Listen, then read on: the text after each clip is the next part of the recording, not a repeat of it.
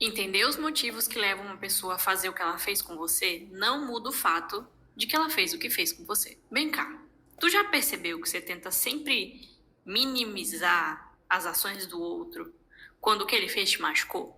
Você tenta, assim, passar um pano bem bonito, bordado, pra fingir que aquilo ali não aconteceu, porque é muito dolorido ter que enxergar uma imagem diferente daquela que você idealizou para aquela pessoa. Geralmente a gente faz isso com pessoas que a gente se importa muito, porque a gente tem uma estima muito grande, pessoas que a gente admira, que a gente tem uma relação mais íntima, e aí a gente fica de novo tentando criar um cenário, uma justificativa. Isso porque a prática é sempre o critério da verdade. A busca incessante por aquilo que se passa na cabeça dos outros para fazerem o que eles fazem, em vez do foco naquilo que se faz de fato, meio que sai de uma característica muito específica que é a da consideração pelo outro, algo muito presente na nossa cultura, em que a gente trata as pessoas, geralmente, as pessoas que são do convívio, né, geralmente com uma consideração e não somente através das normas. Ou seja, se alguém bate no meu carro, não, estava tendo um dia difícil, né? Essa pessoa estava com pressa, etc, etc, etc, e as coisas vão se ajeitando para que se evite o conflito. Se de repente meu pai, minha mãe me batia muito quando era criança, quando eu cresço eu olho para trás e penso, que eu era um moleque muito arteiro, estavam só querendo me educar. Se meu grupo de amigos sempre foi racista comigo a vida toda, eu olho para trás e penso, não, é o jeito deles, são brincadeiras, é que a gente tem intimidade. Dessa forma, se tenta manter uma certa passividade frente às tensões que existem nas relações, ao mesmo tempo se mantém também um certo olhar de consideração, um olhar que faz do outro alguém que pode errar. E que mesmo errando existe uma ingenuidade, existe ali uma coisa. Algo que eu diria que é bem cristão aqui para o nosso espaço-tempo aqui que a gente vive.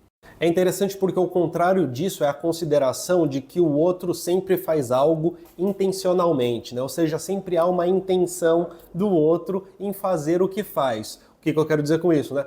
É adulto, a pessoa é adulta, ela sabe o que faz, ela sempre sabe o que faz.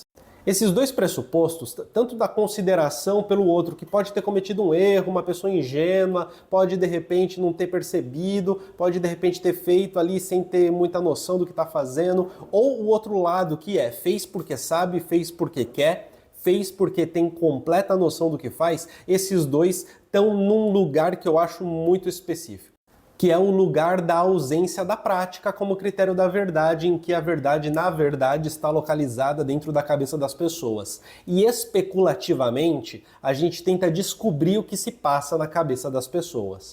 Deixa eu aproveitar e mandar um recadinho rápido. Participe da comunidade do Colunas Tortas, tem acesso ao nosso grupo exclusivo do WhatsApp, em que a gente troca uma ideia sobre crítica social, teoria social, algo mais próximo, a gente se diverte junto e tem acesso a vídeos exclusivos e a todas as lives que acontecem aqui no Colunas Tortas. Assim você contribui para o canal continuar vivo, contribui para que eu continue fazendo esse trabalho e ganha acesso a elementos exclusivos só para membros. Agora bora continuar com o vídeo. Apesar disso ser um mistério do senso comum, né, que é ficar descobrindo o que se passa na cabeça das pessoas, é evidente que a prática, no fim, talvez a conduta, o comportamento, talvez seja o mais relevante para poder compreender, mediar as nossas relações com os outros. E é evidente que escolher a passividade é interessante quando ela pode ser uma escolha de fato. Ou seja, né, de repente meu primo bateu o carro no meu carro, mas aí de fato, né, meu primo, ele bateu o carro, tá tudo bem, foi um vacilo, mas tá tudo bem, ele vai pagar, tal, vai ter dor de cabeça, mas tá ok, não vamos estragar o clima. Enquanto uma escolha, eu acho que a gente caminha para o outro lado. Porque enquanto uma escolha aqui é alguém se colocando no mundo, né, e conseguindo construir em torno de si um clima agradável, mas enquanto uma crença, enquanto uma observação de da onde vem a verdade, ou seja, a verdade viria de uma ingenuidade do outro, aí já vira uma armadilha. E é o tipo de armadilha que tende a manter principalmente dinâmicas de violência dentro de instituições fixas. Instituições fixas, eu quero dizer assim, instituições que é muito difícil de desmantelar, é muito difícil de destruir, é muito difícil de se retirar delas. A família é uma dessas instituições que é muito difícil de você sair dela e não pagar um preço por isso. E aí, de repente, você tem uma esposa que apanha do marido, de repente você tem ali um relacionamento abusivo entre duas pessoas, em que é difícil sair, de repente você tem pais que maltratam os filhos e os filhos que crescem justificando os maus tratos que receberam. E isso aqui é muito importante, tem uma frase que é mais ou menos assim, né? Você não é obrigado a nada, né? Tem alguém apontando uma arma na sua cabeça? Olha, de certa forma, a gente não é obrigado a nada, mas se a gente dá uma olhada um pouquinho mais demorada para situações, a gente a todo momento está sendo constrangido a algo e mais do que isso, a todo momento a gente está sendo constituído pelas instituições que a gente participa. Então, de certa forma, e agora com um olhar mais demorado, a gente é obrigado a muita coisa. Nem todo sofrimento é uma escolha.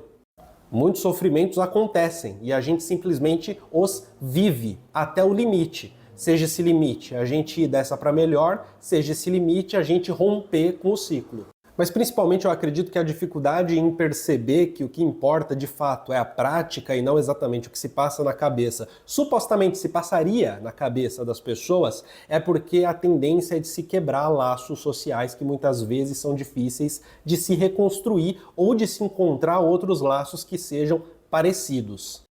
E eu acho que principalmente no lugar da pessoa que é estigmatizada, perceber isso é uma coisa um pouco difícil, cruel da vida. Que no fundo é perceber que, além de estar estigmatizada, além de estar, portanto, excluída, vai ser necessário romper laços que, por piores que sejam, são os únicos. E talvez não se tenha nem como refazer qualquer um desses com outras pessoas, porque talvez para sempre se será estigmatizado. Tudo bem?